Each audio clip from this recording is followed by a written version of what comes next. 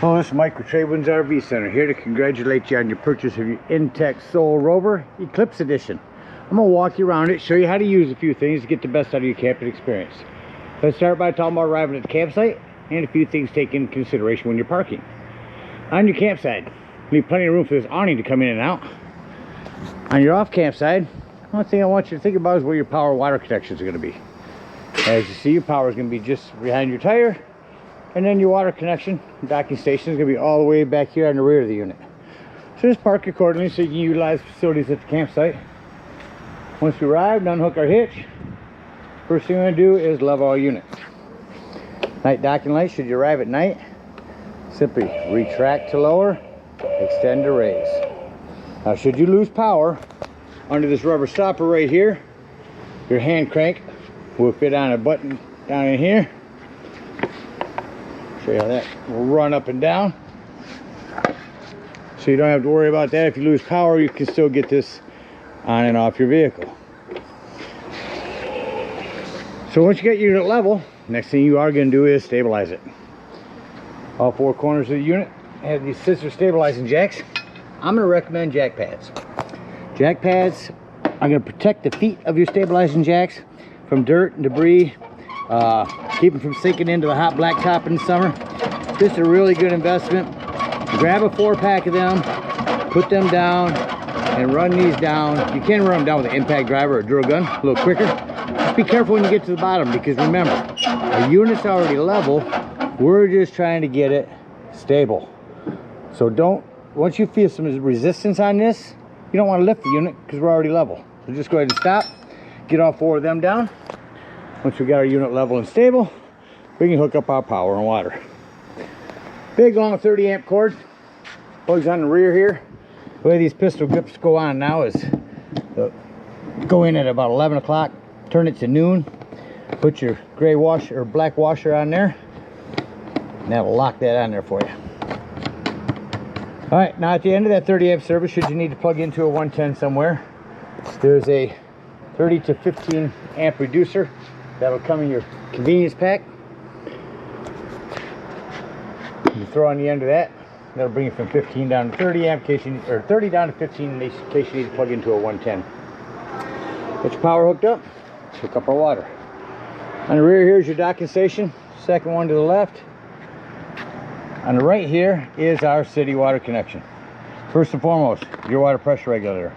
This water pressure regulator is going to reduce the water pressure to 40 to 50 psi, protecting the lines in your unit because you don't know what the water pressure is at different campsites. So always use these. Hook that up.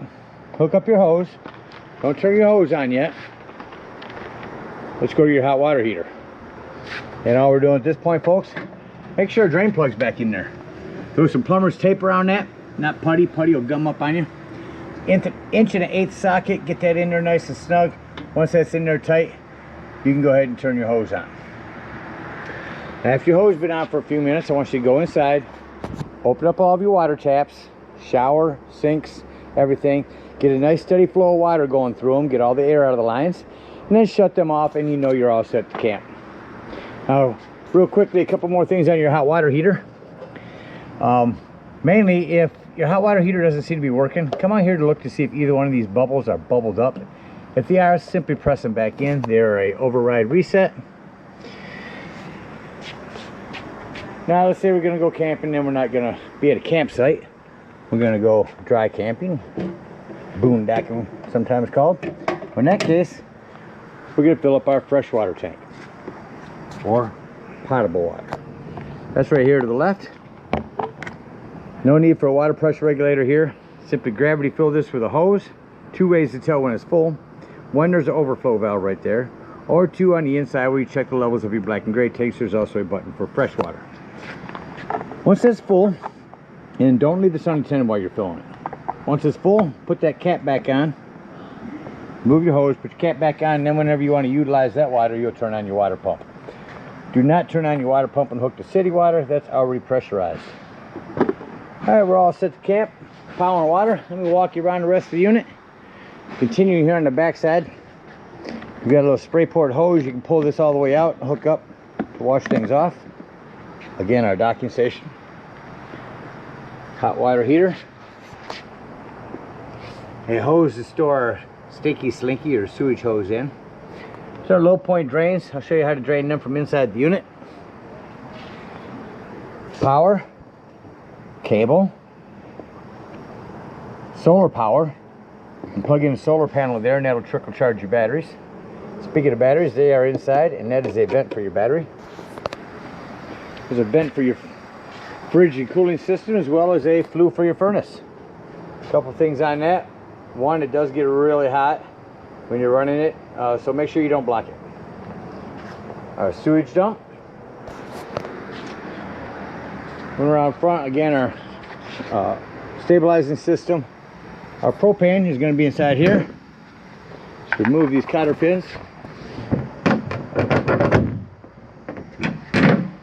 Lay down forward, and there's our propane. It is on a regulator. Simply lefty-loosey to open. Point this toward the tank you wish to be using.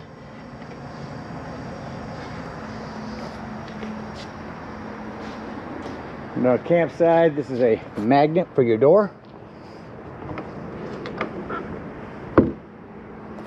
Couple of 110s out here. A porch light. Got some storage in here.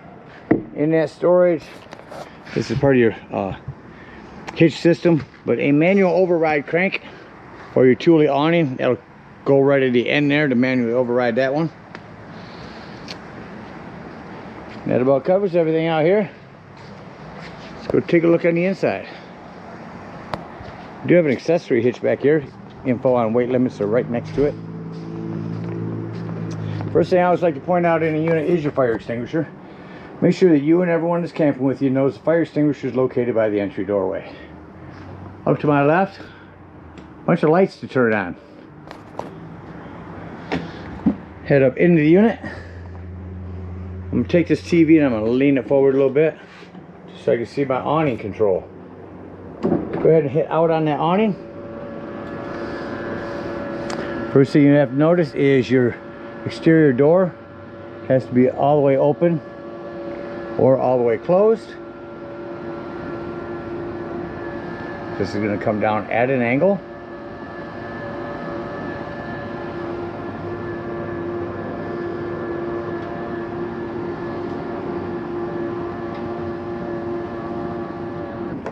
And once that's all the way out, all we're going to do here, keep an eye on this, is we're going to unlock this leg. See how that pulls all that forward? It's going to release it from this end. Pull it down here. Extend your legs. Lock your leg in by lifting this up.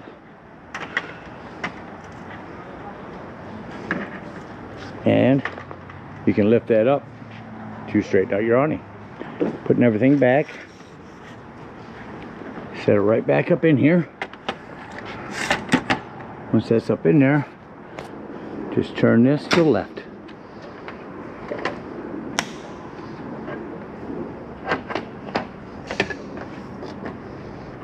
And that'll lock that in there. Retract our awning. And we'll return itself back to where it needs to be. Also in here, go through and run that awning back in, your thermostat. Turn that on and turn your air on. And then all the way down, get the AC to kick on.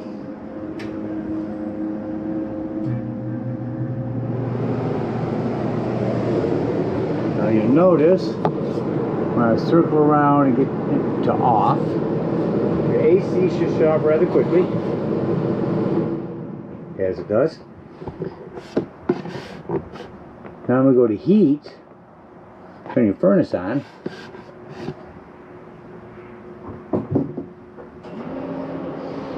Now the furnace is kicked on. Now you'll notice when I shut your furnace off, generally most units, it takes a few minutes for the furnace fan to cycle through before it shuts off. To the right of that, your max air vent. Simply hit max air on. That's going to open up your vent and turn your fan on. From that remote, you can change the speed to 4 different speeds. Set the fan off, just have it open, close your vent. If you get fan off, that's going to close everything right back up for you and shut it off. 110 here. So, see this here? You simply pull down on that, and that releases your TV. So I ended up needing 2 hands to get a hold of that, but as you see, what that does is the string releases that. I wanted to get that open so I can show you the 110 back here, and more importantly, your cable. Where your cable plugs in, there's a little red button here. Make sure that red button's on when you arrive at the campsite and run your digital channel scan. That will help you to pick up more channels because that's your antenna. Snap that back in there. Our lighting here is 1 touch for blue. Hold it in for a good reader.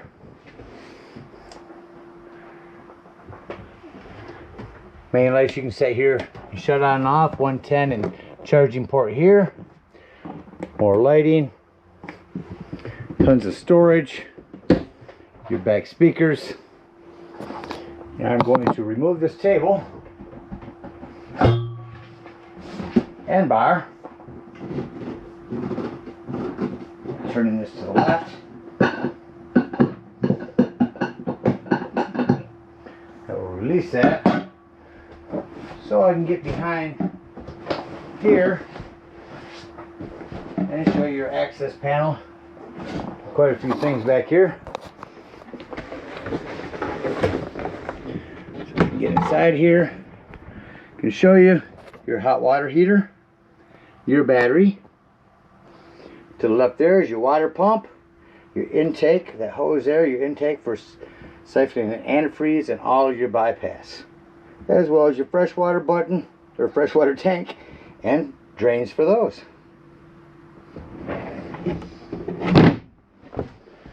Do have a hanger here.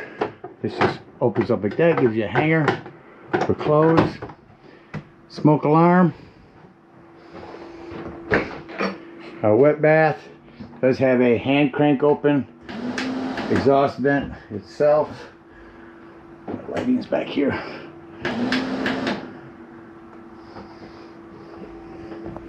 Shut that off. Coming into my kitchen. I'm going to start up top. Breaker box and fuses. Few 15s, a 20 and a 40. Highly recommend having some of those with you when you go camping. Over here is our control panel. Brand new battery. Freshwater empty, black and gray empty. That freshwater is the one I say to keep an eye on while you're filling it. Once it is full and you need to use it, here's where you turn on your water pump. Here's the tank heater. That's a little 12-volt pad that's on your water tank to keep it from freezing in inclement weather. Here's where you turn on your water heater for gas. Here's where you turn on for electric. It does make a difference to choose correctly. Down below that, our sound system. Indoors. Back there. And let's see if we can hear them outside. No stereo.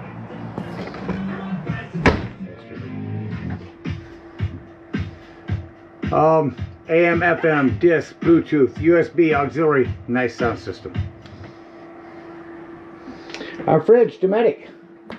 Simple controls here, turn it on and put it on auto. Auto means when you're plugged in, you're running off electricity. As soon as you unplug, you're on gas. You can also choose just gas, just DC, or electric. 1 through 5 over here, 5 being the coldest. Down here, our heat vent. And over here is our 12-volt carbon monoxide propane detector. The reason I mention that's 12 volt, that's always running off your battery. So if you are out dry camping, boondocking somewhere, and you're going to be gone for the day, use your battery disconnect to keep this running your battery down while you're gone. Underneath our sink, this is a cover for our propane there.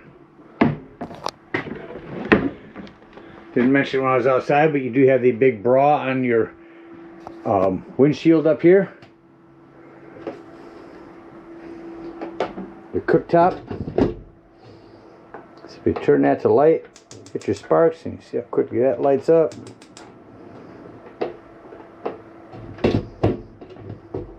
When you're closing this, if it feels like it's gonna catch on you, just lift up on it. That releases it. Remote for your stereo system. There's a remote for your TV. I did want to turn that on for you. Fire TV edition. Self-explanatory microwave down here.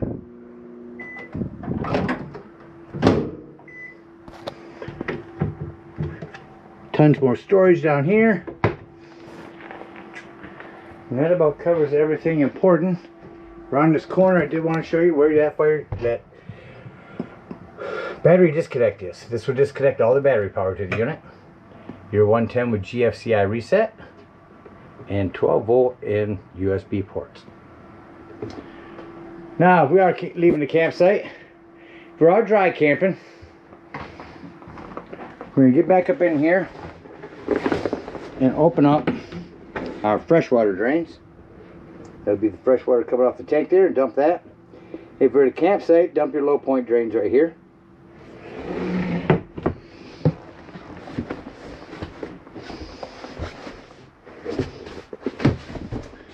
Now the next thing I want to do is walk through the unit and shut off all lighting. So come to the main control panel, shut all them off, then you'll know that any other lighting is going to be walk around and shut off. The main lights, accents.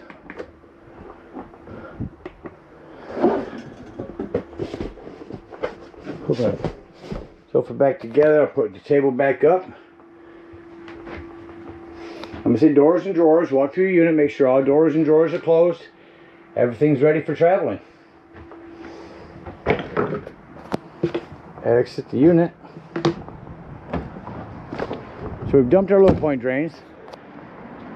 If we are out boondocking, we can either head to the nearest dump station or head on home, whichever we're in need of. For the campsite, hook up your hitch and head on up to the dump station. At the dump station, park accordingly. The dump's going to be right in front of your tires on your off campsite. Sorry I didn't mention as we're leaving the campsite, make sure you lift up all of your stabilizing jacks and then head up to the dump station. That 10-foot hose covers your convenience pack. Hook that up and pull that black handle. That's going to be all of your tanks. Go inside, check the level of that tank, make sure it's empty. When it shows empty, come back out here, close that handle, take your sewage hose, and conveniently and sanitarily store it right here and head on home. Again, we thank you guys so much for your purchase. Hope you enjoy this new Sol for many years to come. Happy camping.